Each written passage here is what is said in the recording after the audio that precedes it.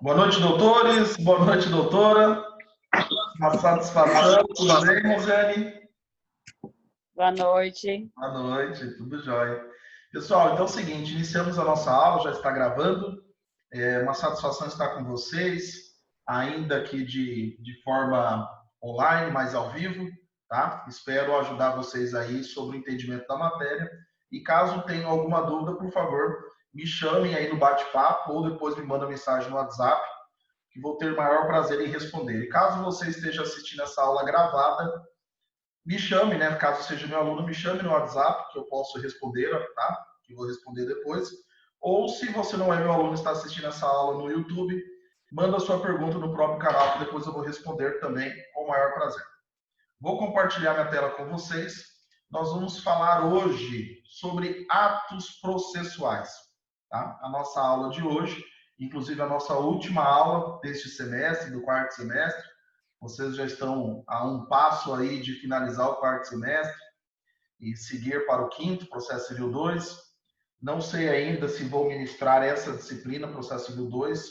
Preciso conversar com o Rodolfo essa semana que vem. Mas, de igual forma, se eu não chegar a ser professor de vocês, saiba que no canal do YouTube ali tem praticamente todas as aulas de Processo Civil 2 salvas. Então, vocês depois podem estar assistindo e tirando alguma dúvida caso surja, né, durante o semestre. Bom, pessoal, os atos processuais são todos os atos realizados dentro do processo. Então, no momento em que o autor protocola a petição inicial, ocorre um ato processual. No momento em que acontece a audiência de conciliação, é um ato processual. No momento em que o réu contesta a ação, é um ato processual. O autor apresenta a impugnação, é um ato processual. O juiz concede uma decisão interlocutória, concedendo uma liminar ou não concedendo uma liminar, é um ato processual. Então, desde o início até o final, inclusive os atos realizados por servidores, oficiais de justiça, escrivão, enfim, todos os servidores, são atos processuais, tudo bem? Então, tem grande importância esses atos junto ao processo, pois são eles que validam, né, todo o ato, todo o transcorrer dessa demanda. Então, logo de início, nós temos o artigo 193, que fala: os atos processuais podem ser total ou parcialmente digitais, de forma a permitir que sejam produzidos, comunicados, armazenados e validados por meio eletrônico.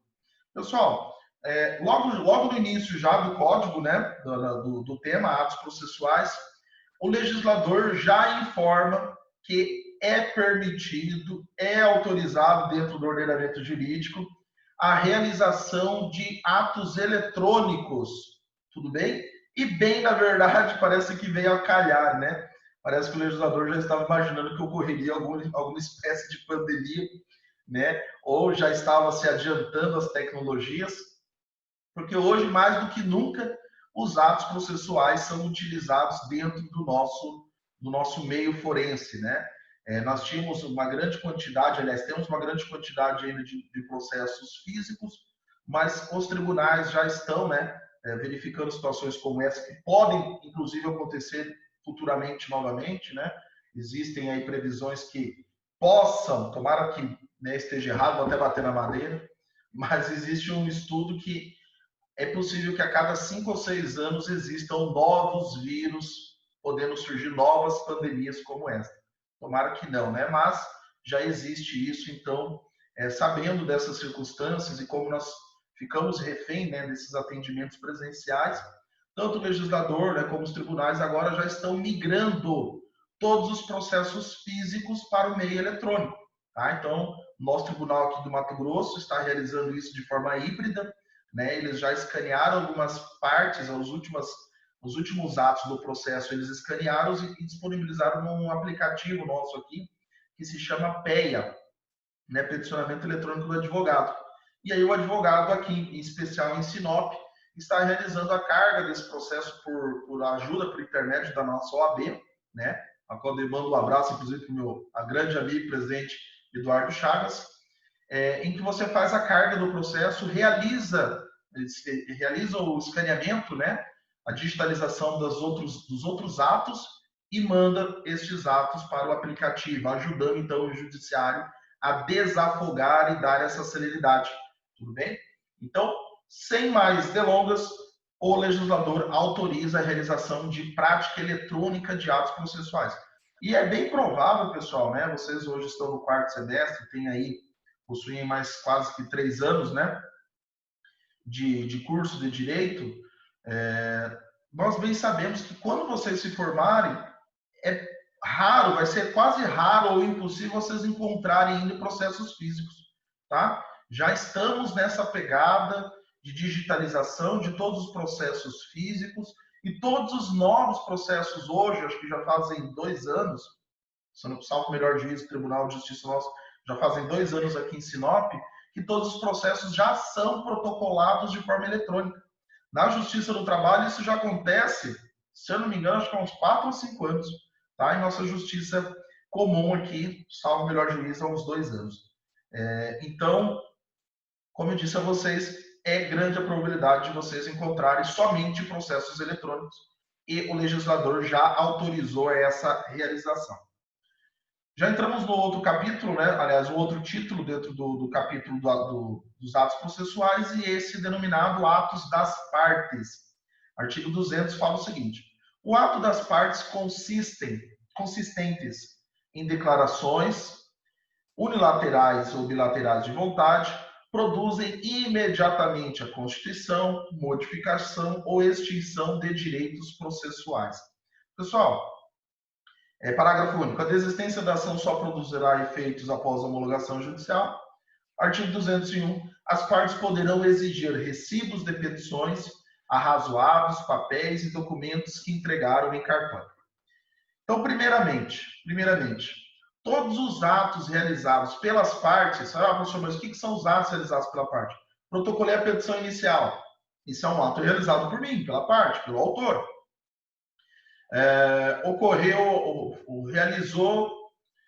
Foi realizado um ato de juntada de um documento, é um ato da parte. A parte apresentou contestação, é um ato da parte. A parte apresentou impugnação, agravou, recorreu, tudo isso são atos das partes, tudo bem? E esses atos das partes, eles podem ser unilaterais, quando a parte faz, né, sem a anuência da parte contrária. Então, são esses exemplos de protocolo da petição inicial, manifestação, impugnação, contestação, recurso, tudo isso são atos unilaterais. E existem os atos bilaterais, quando ambas as partes concordam. Exemplo, vou pedir a redesignação de uma audiência e eu peço a anuência da parte contrária e ela concorda. Legal, nós vamos fazer uma petição em conjunto pedindo a redesignação da audiência. Significa que este ato ele é o quê? Bilateral. Outro exemplo de ato bilateral. Entro com processo contra o Fernando, mas nós chegamos a um acordo, a um denominador. Então, nós vamos lá e celebramos uma minuta de acordo. Realizamos uma transação. E nós vamos fazer um termo de acordo. Este termo de acordo assinado, né, pelas partes, tanto por mim como pelo Fernando, é um ato que bilateral, tá? E aí o texto ele vai além, ele informa que além dos atos das partes, né, serem unilaterais ou bilaterais, ele fala o seguinte: produzem imediatamente os efeitos, né, de constituição, modificação ou extinção. Então, se eu e o Fernando realizamos um acordo, no momento em que eu protocolo este acordo judicialmente, este acordo já tem validade jurídica, ok? Ele imediatamente já produz os seus efeitos de acordo, os seus efeitos de transação, de negociação. Não é necessário obrigatoriamente a homologação para que ele inicie a produção dos seus efeitos.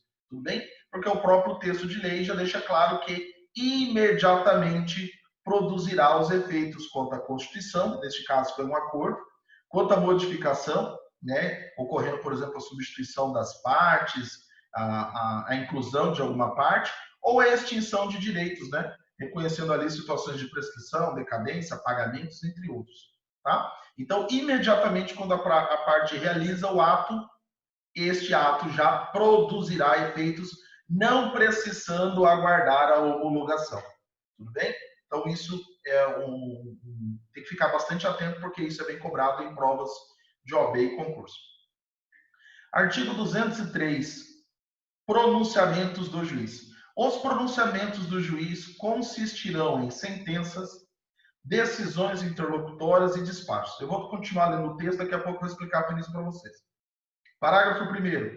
Ressalvadas as disposições expressas dos procedimentos especiais, sentença é o pronunciamento por qual o juiz, com fundamento nos artigos 485 e 487, põe fim à fase cognitiva do procedimento comum, bem como extingue a execução. Pessoal, então, a sentença é a decisão final, né? Para você diferenciar, né, desse interlocutório de sentença, é a decisão final.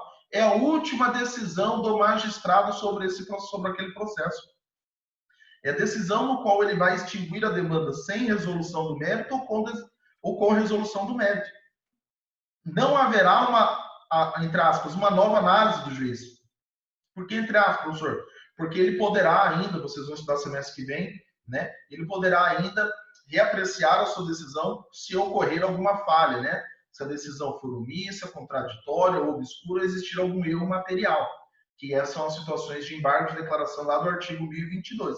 Mas caso contrário, né, sendo essa uma exceção, caso contrário, em regra, a decisão dele é aquela ponto acabou. Tudo bem? É a decisão que põe fim ao processo. Isso se denomina sentença. Ah, professor, mas a parte pode recorrer? Pode recorrer. Tudo bem? Então vai iniciar uma segunda fase ali, a fase de recursos do processo, né? Mas em vez de regra, a sentença é isso. A sentença é o ato, né? Que é o ato, o pronunciamento do juiz que põe fim à demanda. Parágrafo 2º, decisão interlocutória. É todo pronunciamento judicial de natureza decisória, que não se enquadre no parágrafo 1º.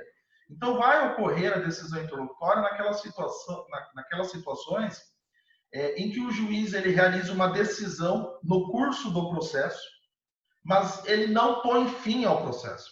Então, vamos imaginar, eu entro com uma demanda contra o meu querido amigo Abel Santos, mas eu vou lá e peço justiça gratuita. Ok? Como nós bem sabemos e falamos, quando se protocola a demanda, é necessário que sejam pagas as custas judiciais. Entretanto, porém, todavia, lá com base no artigo 98 seguintes, é possível que as partes requeiram a justiça gratuita. Ok? Tranquilos? Então, pedir a justiça gratuita. Para o juiz dar o devido prosseguimento na demanda, ele tem que analisar se ele vai deferir ou não o meu pedido de gratuidade. Caso ele não defira, ele vai me conceder um prazo para que eu regularize essa situação. Como é que eu vou regularizar isso? Realizando o pagamento, ou, caso ele indefira e me conceda prazo para anexar documentos comprobatórios, eu vou juntar esses documentos e esse processo vai voltar concluso para ele analisar. Mas vamos imaginar que eu peço a justiça gratuita, já anexo cópia de carteira de trabalho, olerite, tudo mais, e me enquadro dentro das regras estabelecidas hoje pelo entendimento jurisprudencial, que nós já estudamos em sala. O que o juiz vai fazer? Ele vai dar uma decisão, um pronunciamento judicial de natureza decisória. Ele vai decidir se ele concede ou não concede o meu pedido de justiça gratuita.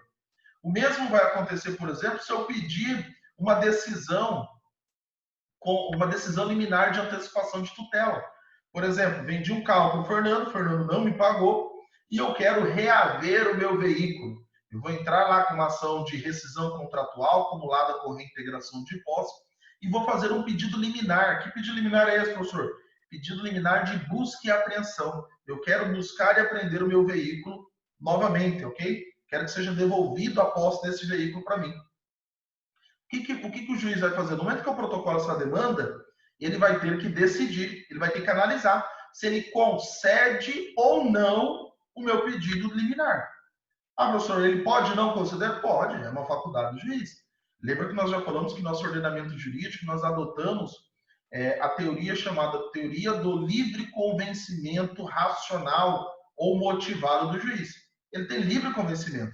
A única situação é que ele precisa justificar o porquê daquela decisão. Ele precisa fundamentar o porquê ele concedeu ou não concedeu aquele meu pedido liminar.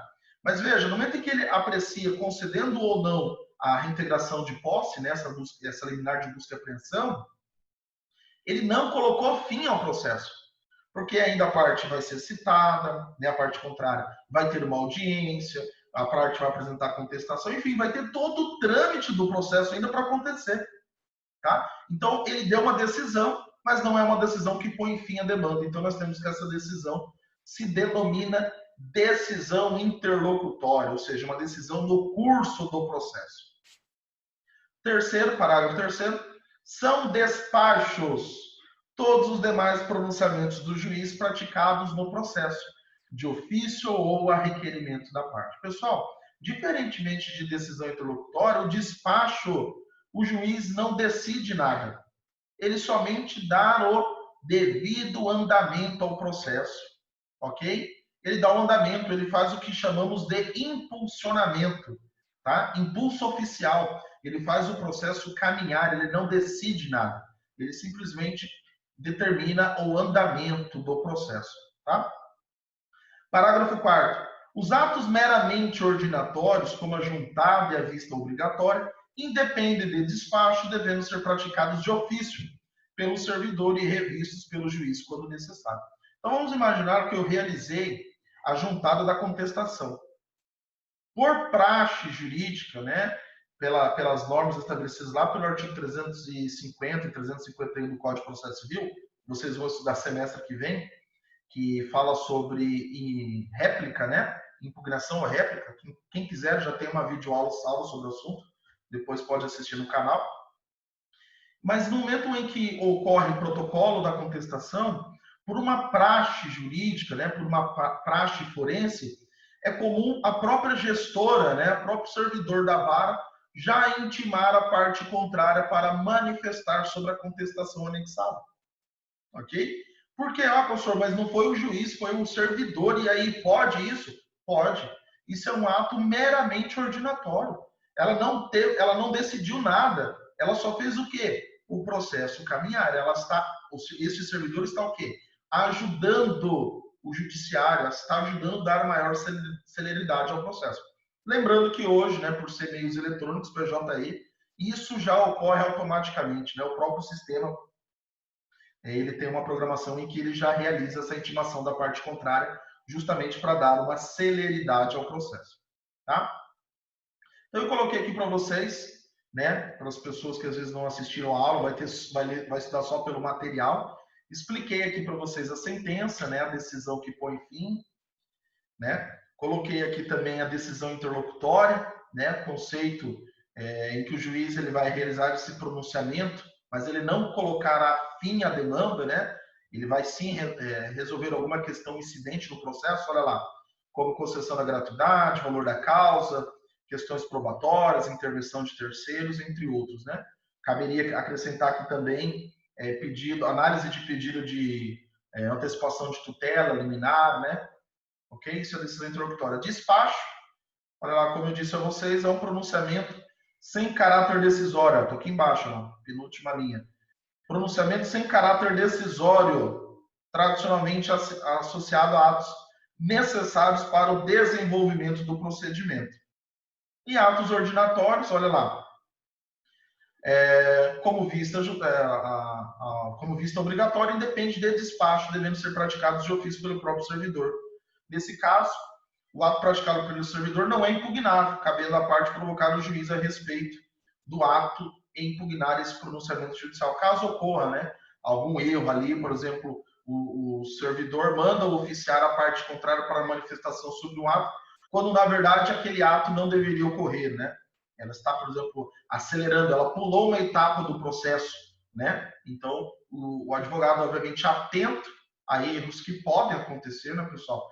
Todos nós somos humanos e o humano ele é falho, então pode ocorrer falhas e erros, e obviamente o advogado atento poderá impugnar este ato, né, ao próprio magistrado. Lembrando, pessoal, que tanto os atos ordinatórios como o despacho não cabe recurso, tudo bem? Cabe, obviamente, como eu disse a vocês, ocorrendo algum erro, alguma falha substancial, né, não respeitando o princípio do devido processo legal, você vai fazer um ato de impugnação dentro dos próprios autos. Pedir, então, para que o juiz analise aquele suposto erro, aquela suposta falha que tenha acontecido, tá? Então, eu coloquei ali, ó, diferença entre despacho e decisão interlocutória. Muito simples. O despacho visa impulsionar o processo, fazer o processo caminhar, fazer o processo andar, avançar as suas fases, as suas etapas.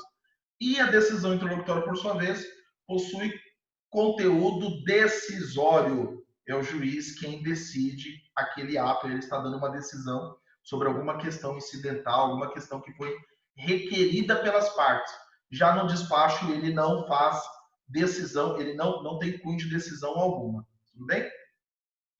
Dos pronunciamentos do tribunal. Pessoal, como eu disse a vocês anteriormente, né? Então o juiz ele tem 3 pronunciamentos: despacho, decisão interlocutória e decisão final, que é a sentença, né?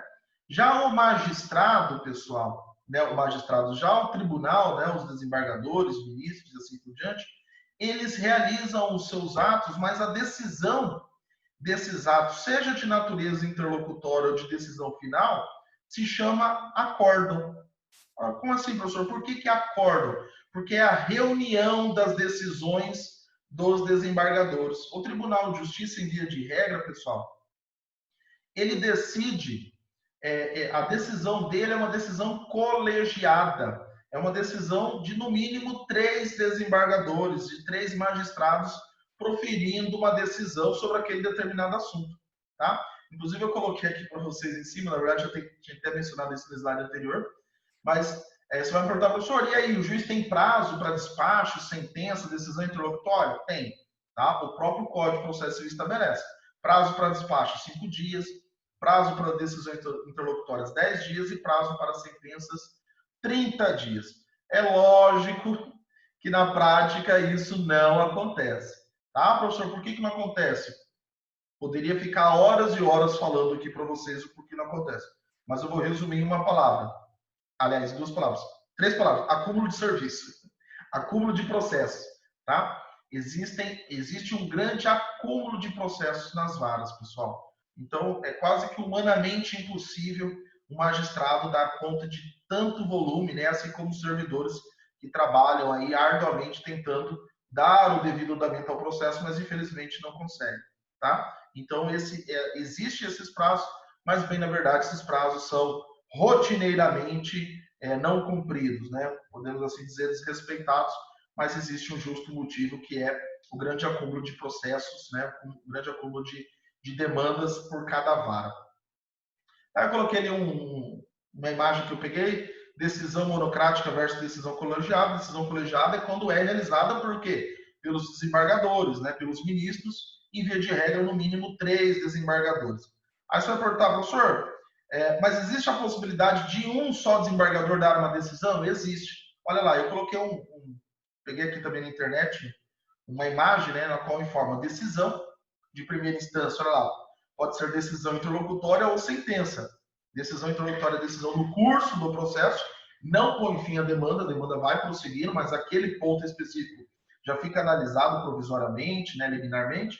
Ou a sentença, que é assim o momento em que o juiz põe então fim, ele dá uma decisão final àquele processo, cabendo, né, comportando obviamente o recurso. Já quando o processo ele vai para o tribunal, pode ocorrer 2 decisões. Aí você vai perguntar, professor, por que na primeira instância ali não tem um despacho e não tem o ato meramente ordinatório? Porque tanto despacho como ato meramente ordinatório não é decisão, né? Não é decisão. Já falei isso para vocês, não tem cunho decisório, então não há por que constar, né? E o tribunal, pessoal, pode ter 2 decisões: a decisão monocrática e o acórdão.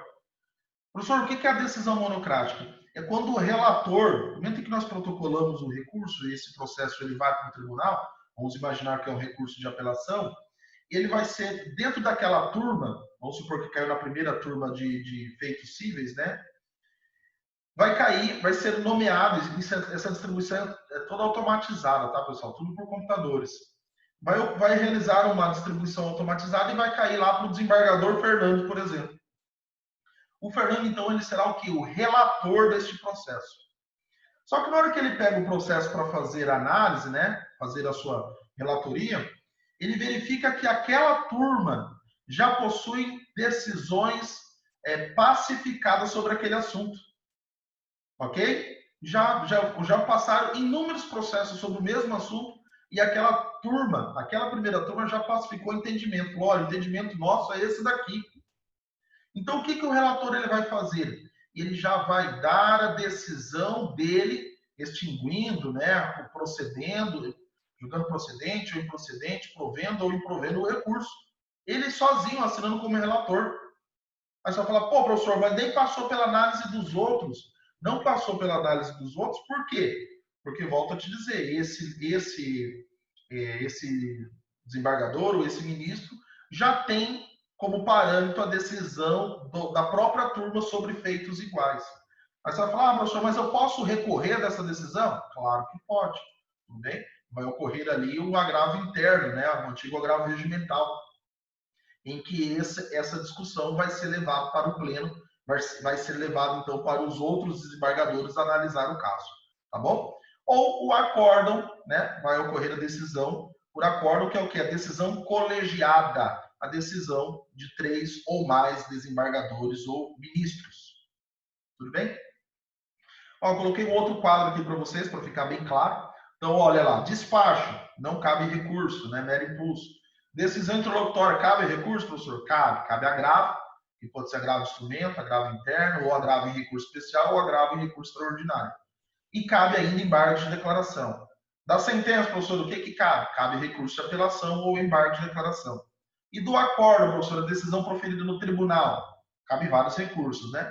Embargo de declaração, recurso ordinário, recurso especial, recurso extraordinário ou embargos de divergência.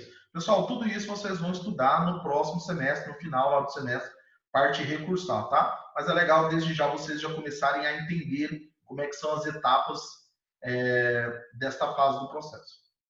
Do tempo e do lugar dos atos processuais. Pessoal, artigo 212, então, nos fala que os atos processuais serão realizados em dias úteis, das 6 às 20 horas. Então, em via de regra, os atos dentro do processo ocorrem somente em período, né, de dias úteis e desse horário, das 6 às 20 horas.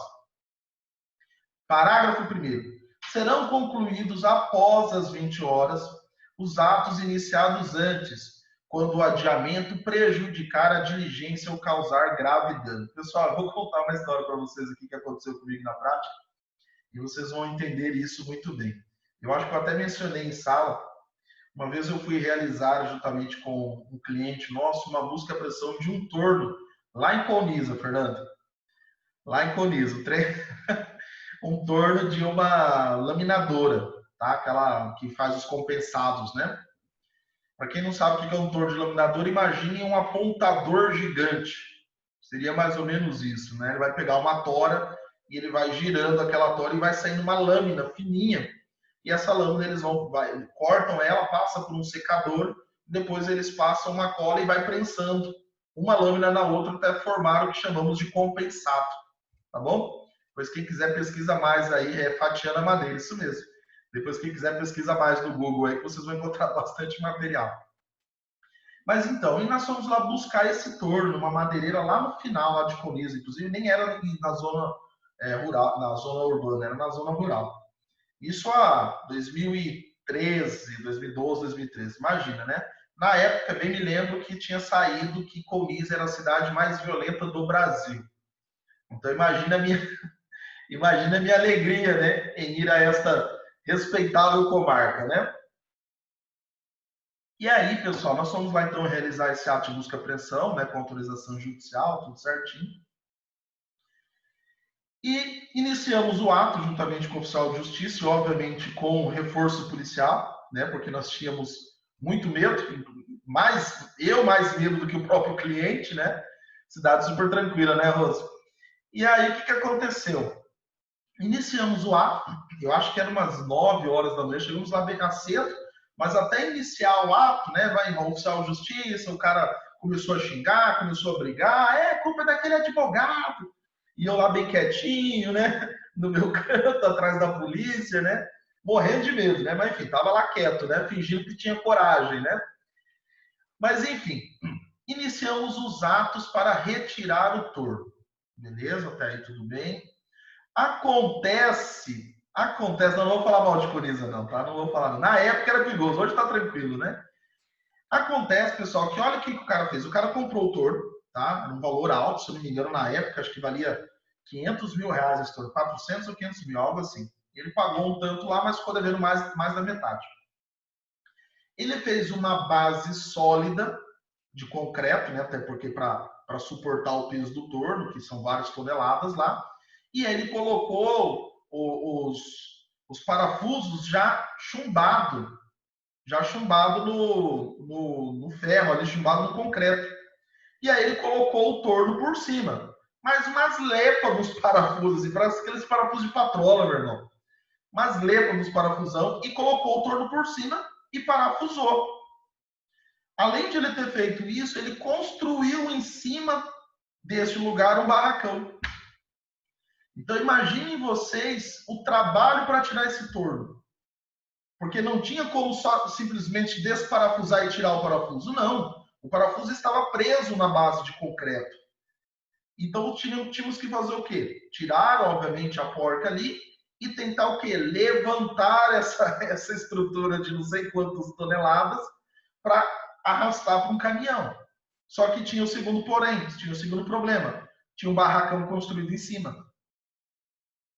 Então, nossa, deu um trabalho, teve que chamar um soldador, teve que tentar soldar, quebrar, né, os parafusos para conseguir arrastar, porque não dava para levantar e tal. Enfim, conversa vai, conversa vem. Eis que chegamos às 7h30, acho que quase 7h30 da noite, já escuro, um breu escuro. E aí os próprios policiais falaram, doutor, olha, aqui é perigoso à noite.